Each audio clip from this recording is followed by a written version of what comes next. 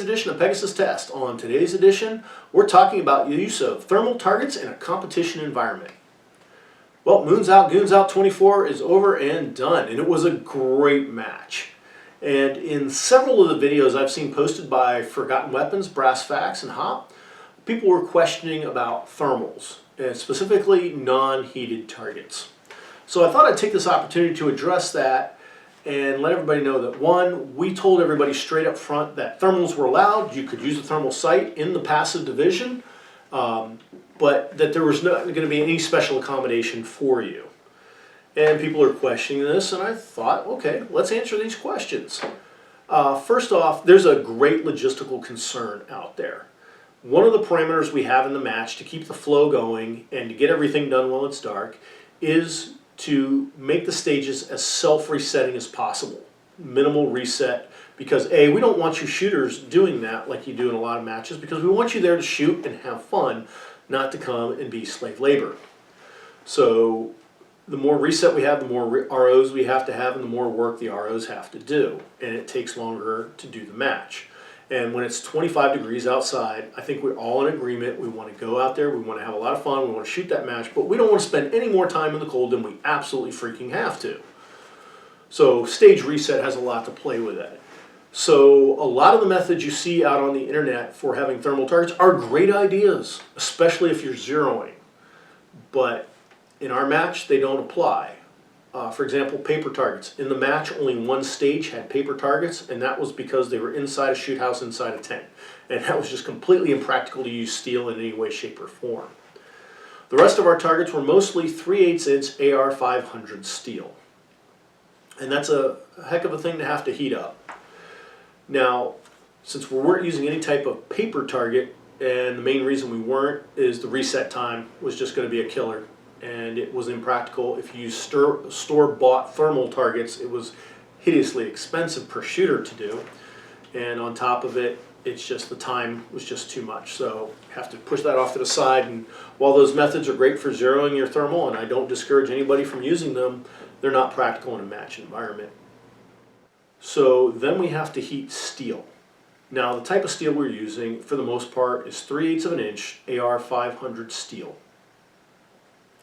And there's a lot of different methods that people have suggested how to heat those, and we have tested a lot of those methods. And we've just not achieved the results that would need to be viable for a competition. Now the first one we've tried that a lot of people, it's out on the web in a lot of places, is paint the target silver. We tried that. That absolutely does not work. Matter of fact, we've tried painting it white, OD green, black, red, blue. We tried a bunch of different colors, and that had nothing to do with it. Using it against a control of a target that was not painted at all, and we found out in almost every case that the not painted at all target retained its heat inside the view of the thermal scope better than the painted ones did.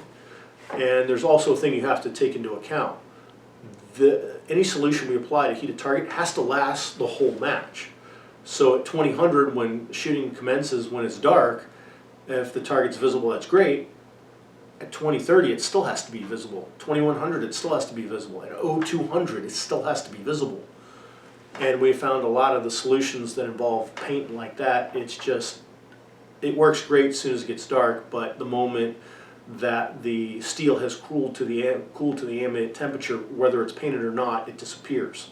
Also remember that Moons Out Goons Out was basically held in late March, and our temperatures that we were dealing with on 2 of the nights were in the mid-20s, and on one night where it got up in the 30s, we also got rain with it too, which also had a cooling effect. So you have the environment, and Mother Nature always gets a say. Now for heating the steel, a lot of people said use hot hands or hand warmers. Okay, we gave that a try several times over the last couple of years, and it is a complete and utter failure. First, let's take the easy thing. If you tape it to the front of the target, it'll get shredded by the spall. If you use binder clips and put it all around the edges of the target, it'll get shredded by spall, even on a direct center mass hit. So on the front of the targets, these things would last for at best one shooter to get through the stage. So that is an impracticality because of the reset time. A lot of these targets are at 100 meters, definitely most were beyond 50, and for somebody to walk out, reset, walk back for all the targets, your reset time would take longer than the par time of the stage, and that was just a logistical impracticality. A lot of people said, well, no, you put it on the back of the target and it radiates through the steel.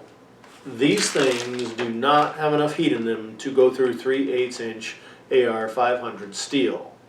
If you've got evidence to the contrary, please, a video in the link, I'd love to see it, because in all the testing over 2 years, none of these have done that, and we have tried multiple times on multiple targets. It just doesn't work. Matter of fact, one of the problems we found putting it on the back, the cold, the tape doesn't want to stick, and then the heat is loosening up the tape, and they fall off after a while. Like, we taped a bunch on figuring, oh, it'll take time for the heat to work through the steel, so, oh, we'll just go through the stage and we'll do our active and our passive aiming, get that done. Like, no, the tape would give way, and we'd find when we go to thermal that there was a glowing pile of gunk at the bottom of the target, not where the target should be. So it's just an impracticality. It doesn't work. People also said, well, you can focus the heat by putting them on the back of the target and then putting an oven mitt over the top of that, and that'll force the heat into the steel. Nope, didn't work either. Yeah, so we tried, and that just did not happen. So it's a great low-cost idea. Unfortunately, it just doesn't work. Now, that's all the self-contained methods that we've tried. People have said, well, you know, power the targets with heaters. And it's like, okay, that's a great idea, and I'm sure that probably works. I am 100% willing to concede that absolutely probably works. However, the logistics of the range work against us there. If you are at the bay that is closest to the classroom where the only power on the whole range is at, your closest target is 100 meters away from that power. Your farthest target is 1.5 kilometers away. You have several dozen targets being used on multiple stages across the match. That is just a logistical improbability, and the one electrician who was also an RO when we suggested the idea about had a heart attack. So it also implies it's pretty unsafe to do. And just, if you could imagine running all 3 dozen power cords for up to 1.5 kilometers in length through the woods, it's a horrible idea. I shudder to think of it, much less actually try to do it. Now you can say, well, you can make remote systems that you can go and put out on every target.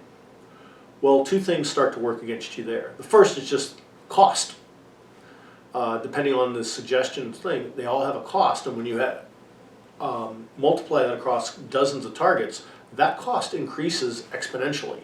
And it comes to the point that for the few shooters that would come and shoot thermal, that you'd have to add this big cost onto the price of the entry fee, which is already pretty pricey. We understand it's already pretty pricey. And that's just kind of not fair for the guy who's showing up shooting passive, the guy who's shooting active IR, to have to pay all this extra to accommodate somebody who wants to shoot thermal. And by the way, thermal is an option if you were in passive division. No special accommodations. As far as I know, only 2 people tried to do it with thermals. One was Ian from Forgotten Weapons, the other was one of our ROs. I don't know of any actual competitor that showed up and tried to do it with this thermal. If I'm wrong, please comment section below. I'd love to hear your experiences. The feedback will help us make it better for next year. So you have the cost problem, and then you have just the logistics problem. Somebody suggested like using a 12-volt battery connected to a car seat heating pad that's on the back of the target and wires running to the battery. That would probably work.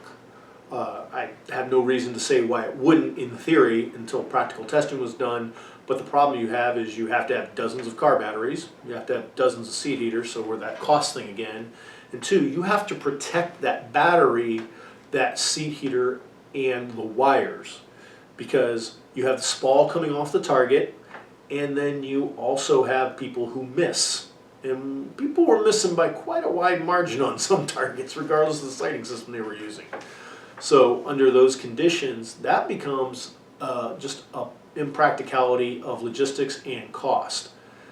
which I've already covered. So that's not really a viable method because we have so many targets we use across the match. All that being said, if you watch Ian McCollum's video where he used a boombox with a Clarion thermal on top, only one stage did it really handicap him. That was stage 5, the meth house. When he exited it, he just could not see the target through his thermal to engage it outside. That really hampered him. A couple other times he had a challenge, but he got it done. So if you want to shoot thermal at the match, it's definitely an option. And please consider that, because if you go to a daylight match, you'll go to a daylight match where, man, an LPVO really makes the difference. And you'll go to that, you could have another stage in that same match where the LPVO works against you.